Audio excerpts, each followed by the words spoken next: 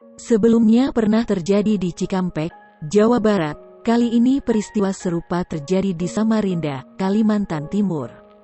Kejadian tawar harga lebih tinggi jadi virus positif yang menyebar ke media sosial. Seorang pengguna TikTok dengan akun @cupwork merekam momen membeli meja belajar seorang penjual keliling dengan harga lebih mahal.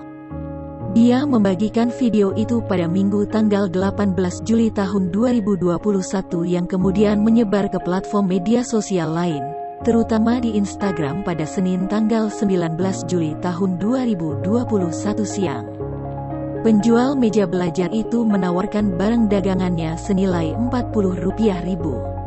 Meja belajar yang hanya dibawakan satu-satunya itu dibeli dan ditawarkan oleh si perekam itu. Si penjual yang mengalami disabilitas pada bagian tangannya ini hanya tertawa lalu hendak memberikan barang dagangannya.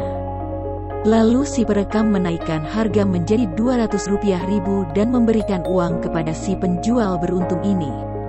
Rona mata si penjual tampak tersenyum bahagia. Meski tertutup masker hidup yang menutupi mulutnya.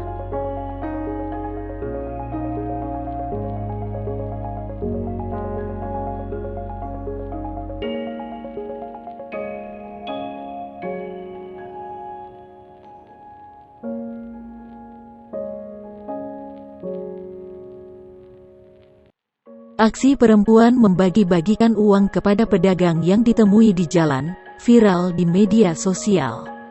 Kisah tersebut diunggah oleh akun TikTok @elisprida, Senin tanggal 12 Juli tahun 2021. Dari dalam mobil, perempuan tersebut mengulurkan tangannya kepada pedagang yang tengah menjajakan dagangan.